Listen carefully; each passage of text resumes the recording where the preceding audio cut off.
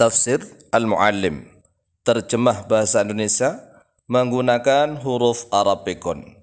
Mari kita lanjutkan kajian tafsir kita pada surat Asy-Syams ayat yang ke-11, 12, dan 13.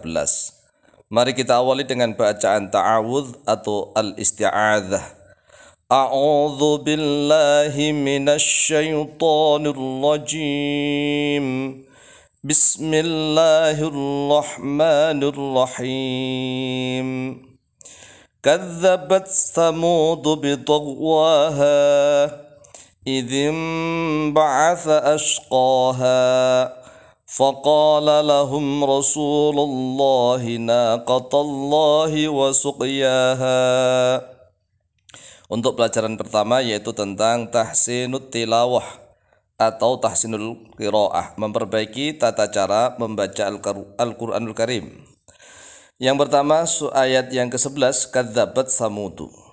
Kadzabat pakai dzal kemudian diakhiri oleh ta bertemu dengan tha. Kadzabat samudu bitaghwaha. Kadzabat samudu bitaghwaha. Kemudian ayat yang ke-12, idzim ba'atsa ashqaha. Idzim ba'atsa, ada ain, ada tha, kemudian ada shin yang disukun.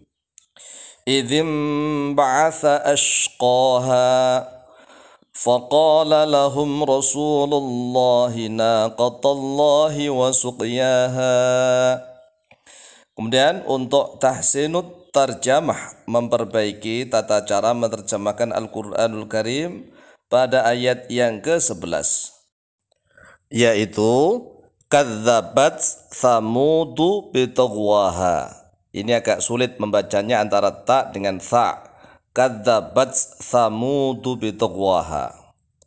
Kadzabat ini adalah fi'lun madin. Fi'lun madin karena ketemu dengan ta'ut ta'nis as-sakinah, maka dia tetap mabniun alal fathhi. Kadzaba. Kadzaba kemudian bertemu dengan ta'ut ta'nis as-sakinah. Kadzabat artinya telah mendustakan. Kadzabat telah mendustakan. Tsamudu menjadi fa'ilnya kadzabat. Tsamudu oleh kaum Tsamud. Dari Tsamud di situ digolongkan muannas, maka kadzabat ada ta'ut ta'nisnya.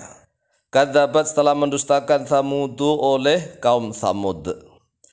Bitaghwaha ini baknya adalah harfu jarrin. Harfu jarrin kemudian taghwa majrurun bil ba'i, dijarkan dengan ba. Alamatu jarrihi wa alamatu jarrihi, alamat jarnya apa ini? Yaitu kasratun muqaddaratun, kasroh yang diperkirakan atau yang dikira-kira. Kasratun muqaddaratun alal alifi, di atas alif. Ingat ya, alamat jarnya tetap kasroh tapi muqaddarah, diperkirakan alal alifi li ta'adzuri karena sulit. Kemudian taghwa di situ isim, berarti dia menjadi mudhaf. Haknya ha mudhafun ilaih mabniyun ala sukuni tapi fi mahalli jarrin, menjadi mudhafun ilaih. Kemudian kita artikan bitaghwaha dengan kedzalimannya. Dzalimannya siapa? Tsamud.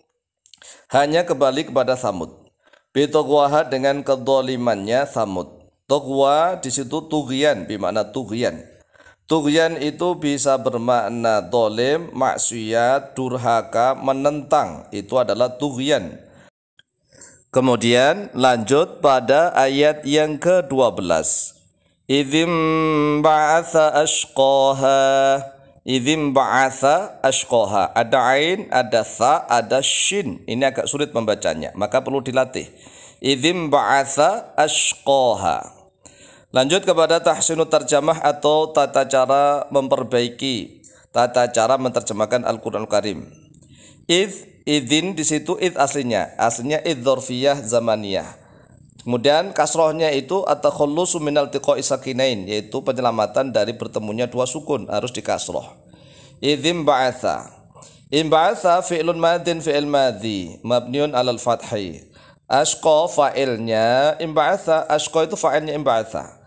Karena fa'il harus marfu'un, harus baca rafa'. Wa alamatu raf'i dhammatun muqaddaratun 'alal alifi. Jadi ashqa di situ dia menjadi fa'ilnya imba'atha, harus baca rafa'.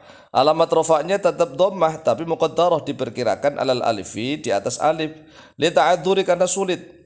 Karena akhirnya itu kan alif layyinah atau alif maksurah, alif bengkok. Karena sudah dicepit di tengah-tengah kata, yang dicepit itu harus tegak lurus berdiri. Asqa menjadi mudhaf, hanya mudhafun ilaih mabniun ala sukuni, tapi fi mahalli jarrin menjadi mudhafun ilaih. Sekarang kita maknai, kita terjemahkan. Idzim ba'atha tatkala telah bangkit. Jadi idz itu bisa bermakna tatkala atau ketika, ya, tatkala atau ketika. Idzim ba'atha tatkala telah bangkit.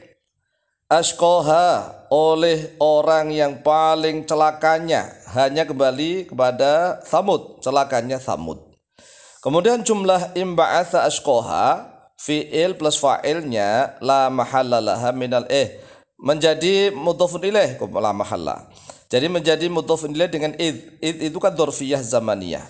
Setiap ada dzaraf pasti butuh madruf. Jadi idnya itu dzaraf. Imba'atsa ashqaha jumlahnya itu fi mahalli jarrin menjadi mudhafun ilaih dengan id. Lanjut pada ayat yang ke-13.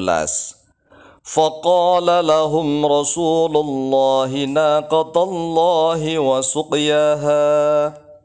Langsung saja kita tahsinut terjemah, yaitu memperbaiki tata cara menerjemahkan Al-Quranul Karim. Faqala, fa'nya menurut sebagian ulama ada yang mengatakan adalah fa'ul istinafi atau fa'ul istinafiyah, fa'awalan, tapi ada yang mengatakan adalah fa'ul atfi, fa'atof. Kalau diartikan fa'atof maka bermakna lalu. Faqala lalu berkata, qala di situ adalah fi'il madhi mabniun 'alal fathi. Lahum jarun wa majrurun, tapi fi mahalli nasbin menjadi maf'ulun bih. Pada mereka Thamud. Faqala lalu berkata, lahum pada mereka kaum Thamud. Rasulullahi oleh utusannya Allah, utusan Allah yaitu Nabi Soleh. Rasulullah, Rasulu di situ dibaca rafa karena menjadi fa'ilnya qala. Kemudian Rasulu mudhafun, Allahi mudhafun ilaih majrurun. Kita ulang, faqala lalu berkata lahum pada mereka Thamud, Rasulullah oleh utusan Allah yaitu Nabiullah Soleh. Naqatallahi, naqata di situ dibaca nasab mansubun karena tahdir. Tahdir ada fi'il amar yang dibuang. Takdirnya begini. Ikhdaru naqatallahi. Ikhdaru diartikan waspadalah oleh kalian. Naqatallahi pada untanya Allah, begitu. Waspadalah oleh kalian pada untanya Allah. Wasuqyaha wawunya adalah wawu ma'iyah, bermakna beserta. Juga ada yang mengatakan wawunya wa'tof, tetapi kita di sini memilih wawunya adalah wawu ma'iyah. Jadi ihdaru naqatallahi wahdaru suqyaha, begitu. Naqatallahi waspadalah oleh kalian pada untanya Allah, wasuqyaha beserta minumannya, naqatallah untanya Allah. Kemudian pelajaran yang ketiga yaitu tentang tahsinul fahamah, memperbaiki kefahaman terhadap Al-Quranul Karim. Jadi ini ayat ini menjelaskan tentang ujian kaum Thamud pada untanya Allah. Untanya Allah, untanya Nabi Soleh ini keluar dari gunung, dari bongkahan batu yang ada di gunung. Kemudian untanya Allah ini diberikan kesempatan minum pada hari yang pertama. Kemudian kaum Thamud hari yang kedua. Kemudian minum lagi pada hari ketiga unta itu. Jadi bergiliran begitu. Dan kaum Thamud tidak boleh mengganggu minumannya untanya Allah. Tetapi ternyata kaum Thamud mendustakan larangan dari Allah dan juga larangan dari Rasulnya Allah, yaitu Nabi Soleh. Demikian, insyaallah kita akan lanjutkan dalam episode berikutnya. Wallahu ta'ala a'lamu biswab.